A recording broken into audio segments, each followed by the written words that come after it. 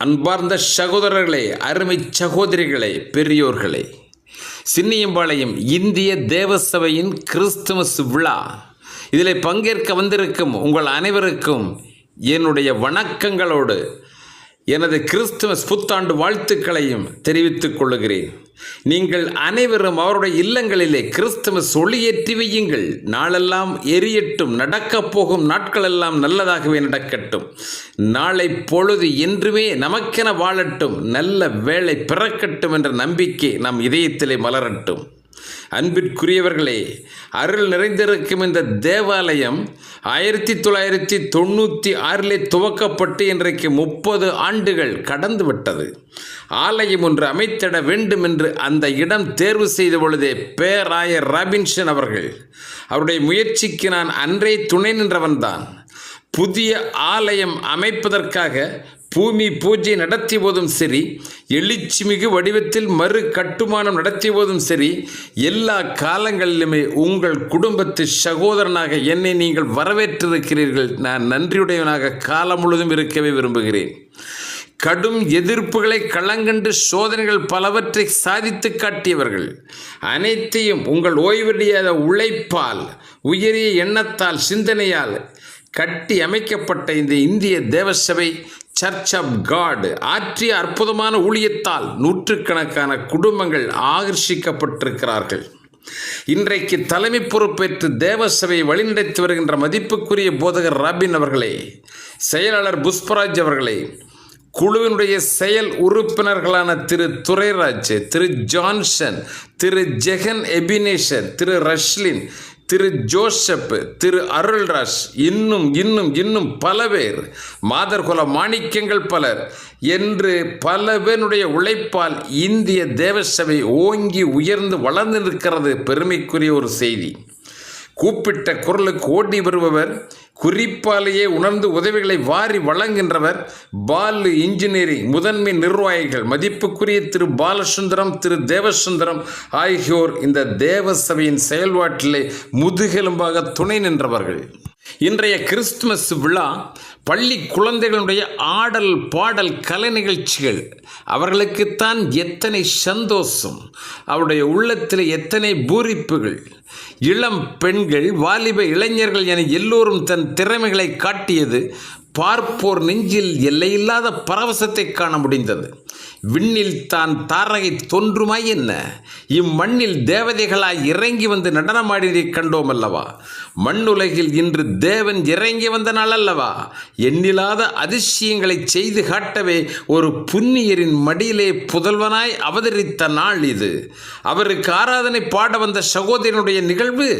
தேவதூதனின் பார்வை பட்டால் நாம் தேடிய செல்வங்கள் கிடைக்கும். வாரம் சோப்பனுடைய கைகள் பட்டால் போதும், உடல் கவலைகள் எல்லாம் தீரும். உள்ளத்தை நிகழ வைத்த பாடல் அது. கண்ணுக்கும் காதுக்கும் விருந்தளித்த கலை நிகழ்ச்சிகளோடு அறிவிற்கும் அளப்பரிய சிந்தனைக்கும் தேவையான வாழ்வியல் அறநெறி கருத்துக்களும் முன்வைக்கப்பட்டன. முத்துக்கவுண்டம்புதூர் ஊராட்சி முன்னாள் தலைவர், பாசமிகு நண்பர் விபி கந்தவேல் அவர்கள் பேசுகிற பொழுது, நாம் என்ன ஜாதி, என்ன மதம், என்ன இனம் என்பது முக்கியமல்ல, நாம் என்ன சாதிக்கப் போகிறோம், நாளை என்னத்தை சாதிக்கப் போகிறோம் என்பதே மிக மிக முக்கியம் என்று வலியுறுத்தினார். திட்டமிட்டு உழைக்கும் போது திசைகள் தோறும் வெற்றிதான். எட்டாதது உலகில் எதுவுமே இல்லை. இதை உணர்ந்தே முயற்சி செய்யுங்கள். அன்பு குழந்தைகளே, விடாமுயற்சி. வாழ்வில் எண்ணியதை அடையும் வரை முயற்சியுங்கள், முயற்சித்துக் கொண்டே இருங்கள். இதுவே இன்றைய கிறிஸ்துமஸ் செய்தி என்று உங்களை கேட்டுக்கொள்வதாக அவர் சொற்பொழிவாற்றினார். பிரியமானவர்களே, இது ஒரு நீண்ட சொற்பொழிவு என்று நீங்கள் நிறுத்திவிடாதீர்கள். முழுமையை கேட்டால் உங்களுடைய எதிர்காலத்திற்கு ஒரு நல்லதொரு வழிகாட்டியாக பல கருத்துக்கள் இதில் பொதிந்து கிடக்கிறது. ஒருமுறை ஞான குரு ஒருவரிடம் சீடன் கேள்வி கேட்கிறான். பக்தி என்பது என்ன, ஆன்மீகம் என்ன சொல்லுகிறது?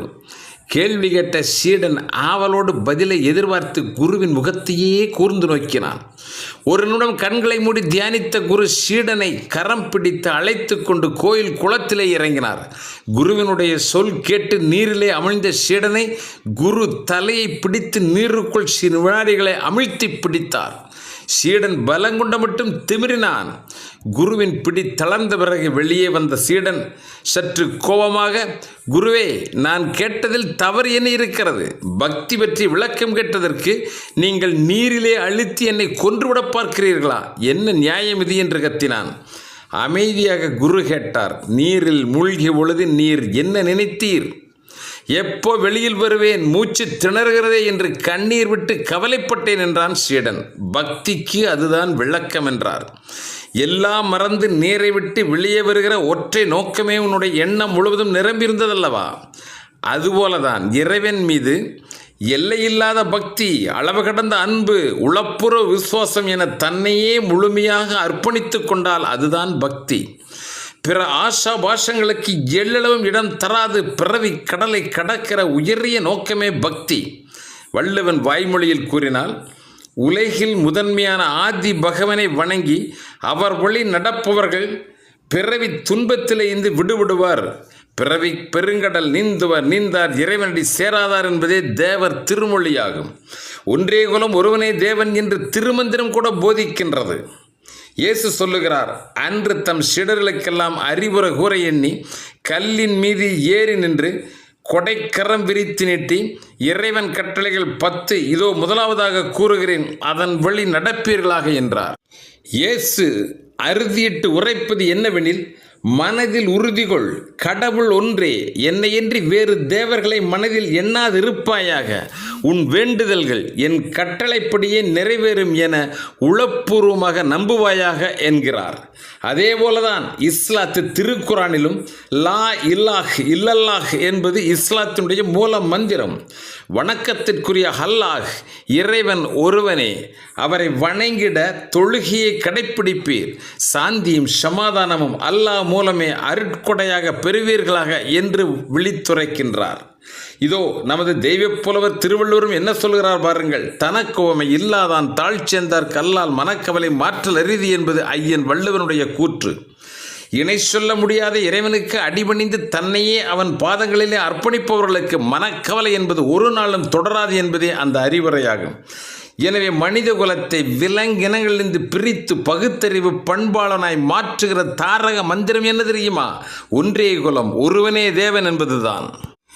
உலகில் தோன்றிய அனைத்து மதங்களும் அன்பைத்தான் போதிக்கிறது. ஒருவருக்கொருவர் பாசத்தையும் நேசத்தையும் சகோதரத்தையும் வளர்த்து கொள்ளுங்கள் என்றுதான் கூறுகிறது. அரசியல் அதிகாரத்தை பெறவும் பெரும் பொருள் சேர்க்கவும் மனிதனுக்கிடையிலே மோதல்களை உருவாக்கி குளிர்காய்கின்ற கூட்டங்கள் இருக்கிற காரணத்தினால் மதத்தினுடைய பிம்பங்கள் சில மாறுபட்டதாக தோன்றுகிறது. எனவே அன்பார்ந்த குழந்தைகளே, மதங்கள் அனைத்தும் போதிக்கின்ற அந்த அன்பு நெறியில் நீங்கள் உங்களுடைய எதிர்காலத்தை வழியமைத்துக் கொள்ள வேண்டும் என்று உங்களை கேட்டுக்கொள்கிறோம்.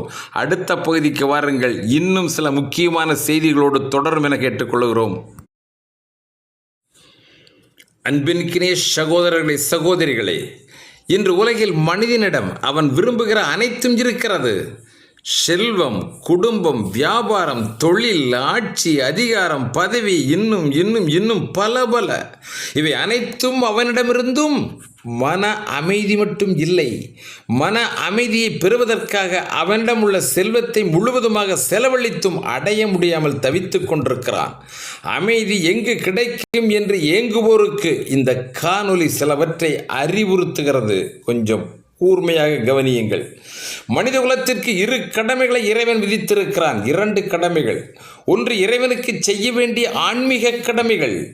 2வது மனிதர்களுக்குள் மனிதராக இருந்து செய்ய வேண்டிய பிறவி பெரும்பயன் கடமைகள். அதாவது பெற்றோர், பிள்ளைகள், கணவன், மனைவி, உற்றார், உறவினர்கள், ஏன் உடன் வாழுகிற அனைத்து சக மனிதர்களுக்கும் ஒவ்வொருவரும் செய்ய வேண்டிய கடமை இருக்கிறது. நட்போடு பழக வேண்டும், நயம்பட உதவ வேண்டும்.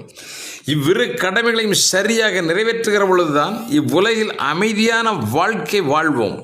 இறப்பிற்கு பிறகு உள்ள மறுமை வாழ்க்கையிலே சொர்க்கம் நிச்சயம். இக்கடமைகளை உதாசீனம் செய்து வயிறு நிறைய குடிப்பது, உடல் வளர்ப்பது, லௌகீக இன்பங்களிலே மூழ்கி கிடப்பவர்கள் மறுமையிலே நரகத்தில் வீசப்படுவார்கள். இஸ்லாம் குர்ஆனினுடைய வார்த்தைகள். எவர் ஓர் அணுவளவு நன்மையை செய்தாலும் அதன் பலனை இறைவன் கண்டுகொள்ளுவார். இன்னும் எவர் ஒருவர் அணுவளவான தீமையே செய்தாலும் அதன் பலனையும் இறைவன் கண்டுகொள்ளுவார். நன்மைக்கும் தீமைக்கும் உரிய பலன்களிலிருந்து எவரும் தப்பிவிட முடியாது என்று குர்ஆன் கூறுகின்றது. உயிரினுமினிய தாய்மார்களை, பெரியோர்களை, இளைய நெஞ்சங்களை, நாம் வாழுகின்றவரை நம்மை யாரும் வெறுக்கக்கூடாது. வாழ்ந்து முடித்த பின்பு நம்மை யாரும் மறக்கக்கூடாது. அதுதான் வாழ்ந்த வாழ்க்கையினுடைய வெற்றி. தோன்றின் புகழோடு தோன்றுகை என்றார் வள்ளுவர். ஞானம், விவேகம், அழகிய நல் உபதேசங்களை கொண்டு அனைவரையும் மேலும் மேலும் உயர்த்திட நற்காரியங்களை ஓய்வின்றி செய்திருப்பாயாக என்கின்ற விவிலியம் கூறுகின்றது. யார் அனைத்து மக்களுக்கும் நன்மைகளை செய்து தீமைகளிலே இருந்து விலகி வாழ்கின்றார்களோ அவர்கள் மறுமை வாழ்வில் சொர்க்கத்தை அடைவது நிச்சயம். மண்ணில் உள்ள மனிதர்களை நேசித்தால் விண்ணில் உள்ள இறைவன் உங்களை பல மடங்கு நேசிப்பான் என்கிறது நபிகள் மொழி. வாழ்விலே தூய அறநெறிகளை போதித்த திருவள்ளுவர் அகிம்சையை ஆராதித்து ஆண்டவனின் பொற்பாதங்களிலே தன்னை ஒப்புவித்து பாவங்களை கழுவி சொர்க்கத்திலே பயணம் கொள்ள அறிவுறுத்திய இயேசுபிரான் நேர்மையான குண நலன்களோடு மேலும் மேலும் உயர்ந்திட சிறந்த காரியங்களை செய்து உலகிற்கு நிலைத்து நிற்கக்கூடிய சாதனை செய்வாயாக என்று அறிவுறுத்திய நபிகள் நாயகம். இந்த முப்பெரும் தத்துவ ஞானிகளுடைய வழி அறிந்ததுதான். ஒன்றே குலம் ஒருவனே தேவன் என்கின்ற ஒற்றை வார்த்தைதான். நன்றே செய்க இந்த நானிலம் போற்றிடவே. இவை பற்றி ஒரு சிறு விளக்கம்தான் இந்த காணொளி. வழக்கம் போல் இந்த பகுதிகளை எல்லாம் முழுமையாக கேட்டிட சில நிமிடங்களை ஒதுக்க வேண்டும் என்று உங்களை அன்போடு வேண்டுகிறேன். யார் ஒருவர் இயேசுவினுடைய காவியத்தை படித்தாலே இயேசுபிரான் அருளிய மலைப்பிரசங்கம்தான் ஒவ்வொரு மனிதனுடைய நெஞ்சிலே பசுமர தாணி போல அறையப்பட வேண்டிய செய்திகள். அவற்றை பற்றிய சிறு விளக்கங்களை உங்கள் முன்னாடி வைக்கின்றோம். அன்று ஒரு நாள் சீடர்கள் எல்லாம் அறிவுரை கூற எண்ணிய இயேசு குன்றின் மேல் நின்று சிந்திய முத்தான கருத்துக்கள் மக்கள் ஜீவனை காக்கின்ற ஜீவித அமிர்தமாகும். மலைப்பிரசங்கத்திலே முதலாவதாக அவர் கூறுகிறார், எளிய மனதோர் பெரும் பேறு பெற்றோர் என்றார். எளிமை என்பது என்ன? ஆசைகளை ஒழித்து பற்றினை துறந்து இறைவன் மீது பெரும் நம்பிக்கை கொள்ளல் என்பதுதான் அவனுடைய உள்ளார்ந்த அர்த்தம். ஆண்டவன் அருள்வழி நடப்பவர்களை பிறவி பெருங்கடல் நீந்துவார் என்கிறார் வள்ளுவர். இறைவனை நினைவு கூர்ந்து கொண்டுதான் இதயங்கள் அமைதி பெற முடியும் என்கிறார் திருக்குர்ஆன். வளமிகு செல்வம், வான்பெரும் சொத்துக்கள், அன்றாட வரவின் மேல் அளவற்ற மையல் கொள்ளாது, வஞ்சமில்லாத நெஞ்சத்துடனே பிறர் வழி சொல்லாது, பிறர் மீது பழி சொல்லாது, வேதம் வகுத்தளித்த வழி நின்று வாழ்வருக்கே விண் அரசெல்லாம் உரியுடையதாகும் என்கிறார் இயேசு. இயேசு யுதேயா என்கின்ற இடம் வந்தார். அங்கு ஒருவன் ஓடி வந்து முன்னால் முழங்காலிட்டு வணங்கி, போதகரே, நான் நித்திய வாழ்வில் சொர்க்கம் பெற என்ன செய்ய வேண்டும் என்று கேட்டார். அதற்கு இயேசு, தேவன் ஒருவரே நல்லவர், அவர் அணைய விரும்புவோர், பரிசுத்தனாக இருக்க வேண்டும், எந்நாளும் வாழ்வில் பொய் பேசாதே, பிச்சை எடுக்காதே, பிறன் பொருளை திருடாதே. அவர் அழுத்தமாக சொல்வது என்ன தெரியுமா? பொய் பேசாதே, பிச்சை எடுக்காதே, பிறன் பொருளை திருடாதே, மாற்றான் மனைவியை மகளென பார், எந்நாளும் கொலை எண்ணம் கூடவே கூடாது, தாய் தந்தையரை கண்களின் இமையென காப்பாயாக என்றார். இதோ கடைசியாக நான் சொல்லுவது இதுதான், நீர் சேர்த்து வைத்த செல்வங்கள் அனைத்தையும் ஏழைகளுக்கு தானம் செய்வாயாக, உனக்கு பரலோகத்தில் நிச்சயம் பொக்கிஷம் இருக்கும். உன்னுடைய செல்வம் அனைத்து மக்களின் ஏழைகளின் கரங்களுக்கு செல்லுமே என்று சொன்னால் அத்தனைக்கு மாற்றாக இறைவன் உனக்கங்கே அதைவிட பெரும் செல்வத்தை தயார் செய்து வைத்திருப்பார். இவற்றையெல்லாம் விட்டுவிட்டு, உன் செல்வங்களையெல்லாம் விட்டுவிட்டு என் பின்னால் வருவாயா என்று கேட்டார். வந்தவனோ பெரும் பெரும் பெரும் பணக்காரனாகையால் செல்வங்களை இழக்க விரும்பாதவனாகி அங்கிருந்து அகன்றான். பிறகு இயேசு கூறுகிறார் தன் சிஷ்யர்களிடம், ஒரு பணக்காரன் தேவனுடைய ராஜ்யத்திற்குள் நுழைவது மிகவும் கடினமான ஒன்று. இதைவிட ஒரு ஊசியின் காதுக்குள் ஒரு ஒட்டகம் எளிதாக கூட நுழைந்துவிடும் என்று கூறினார். உலோபிகளுக்கு மறு உலகம் இடமில்லை என்பதை வலியுறுத்தி கூறினார் என்று கூறிய இரண்டாவது கருத்து, துயரம் உருவோர் பேறு பெற்றோர், இறைவன் மூலம் அவர்கள் ஆறுதல் பெறுவார்கள் என்றார். பேதமில்லாத எருசலேமில் இருந்து ஒரு மனிதன் தீதில்லாத எரிக்கோ நோக்கி சென்றான். செல்லும் வழியில் பாதகர்கள், கள்வர்கள் கையிலே அவன் அகப்பட்டு விட்டான். கொடியோரவனை குத்தி குற்றுயிராக்கிவிட்டு உடைமைகளை எல்லாம் அபகரித்து கொண்டு நொடியினிலே ஓடிப்போனார்கள். குருதி கொட்டுகிற துயரில் தலை சாய்ந்து கிடக்கிறான். பாவம்.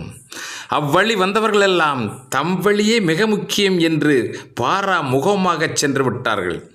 இறைவனுக்கே சேவகம்தான் செய்கின்றவரும் கூட அந்த குருக்கள் செருக்கோடு பாராமுகமாய் சென்றார்கள்.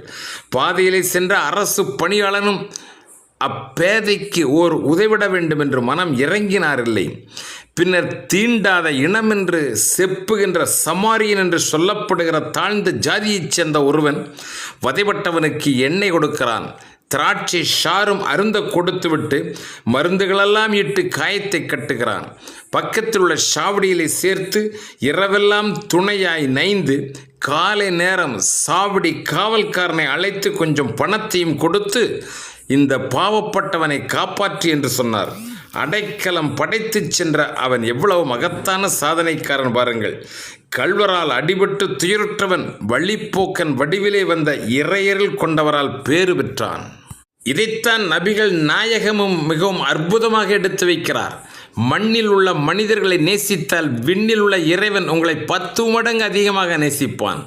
மண்ணில் உள்ள ஏழை எளியோருக்கு உன் செல்வங்களை தானம் செய்து கண்ணீரை துடைப்பீரேயானால் விண்ணில் உள்ள இறைவன் உங்களுக்காக பெரும் பொக்கிஷம் ஒன்றை தயார் செய்து தந்திருப்பான் என்று சொல்லுகிறார்.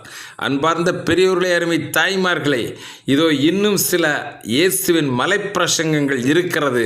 அவற்றையும் கட்டாயம் இந்த காணொலியின் மூலம் காண வேண்டும் என கேட்டுக்கொள்கிறோம்.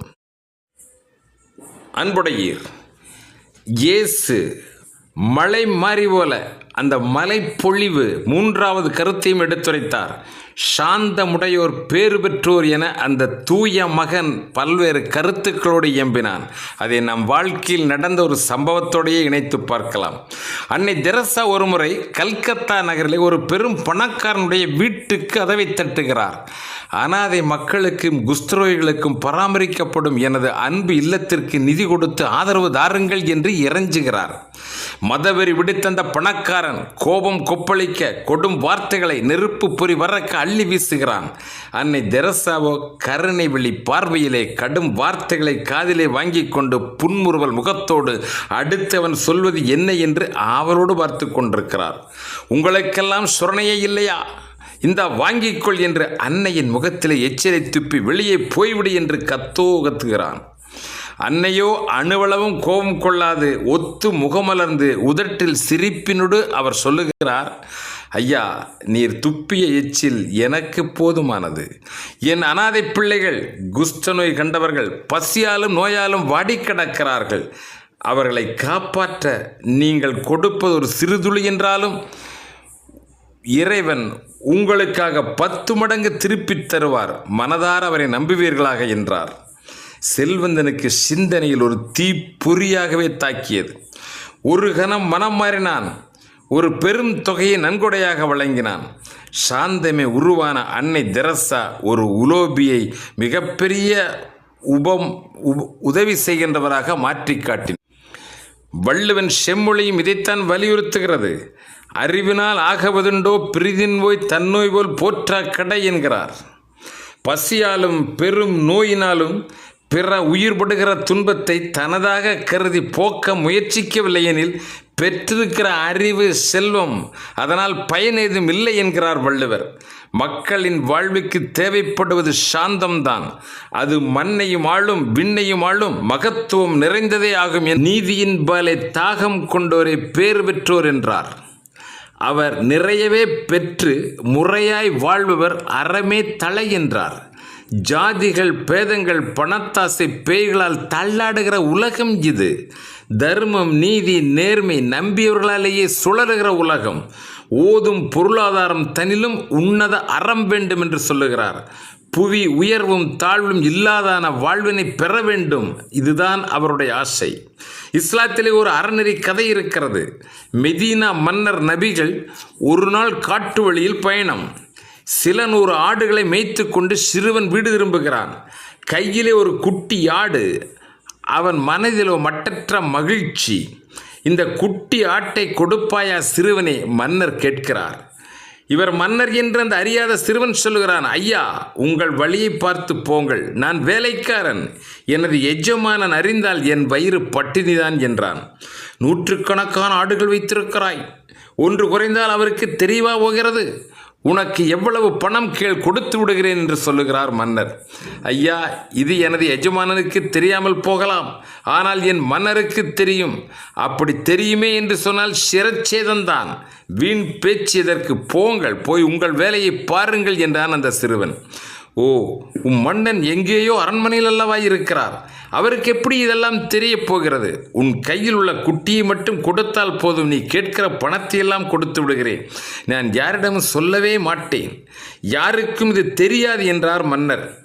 அந்த சிறுவனின் முகம் கொஞ்சம் கோபத்தை வெளிக்காட்டியது. ஐயா பெரியவரே, நீங்கள் பேசுவது மிக மிக தவறு. என் எஜமானனுக்கு, ஏன் என் நாடாளுகிற மன்னவனுக்கும் கூட தெரியாமல் போகலாம். ஆனால் எல்லாம் வல்ல இறைவனிடத்தில் இருந்து மறைக்க முடியுமா என்ன? இவ்வளவு வயதிலும் தவறிழைக்க தூண்டுகின்றீர்களே.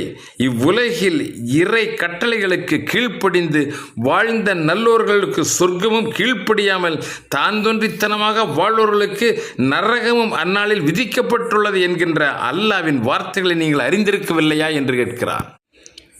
அதன் பிறகுதான் தான் வந்தவன் இந்த நாட்டு மன்னன் முகமது நபி என்று உரைக்க, உன் நேர்மையை சோதனைக்குள்ளாக்கினேன், பொறுத்தருள்க என்று கூறுகிறார். சிறுவனை அரண்மனைக்கு வரவழைத்து பரிசுகளை வழங்கினார் மன்னர்.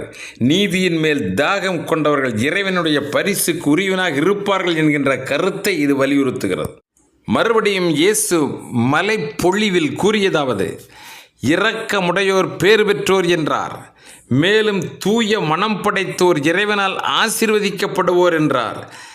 வேதனையிலே துன்பம் கொண்டோருக்கு தூய மனதோடு இரக்கம் காட்டி துணை நிற்பதும், வாழ்வில் அவர்களுக்கு அமைதி கிடைக்கச் செய்வதும் சிறந்ததொரு இறைபணியாகும் என்றார்.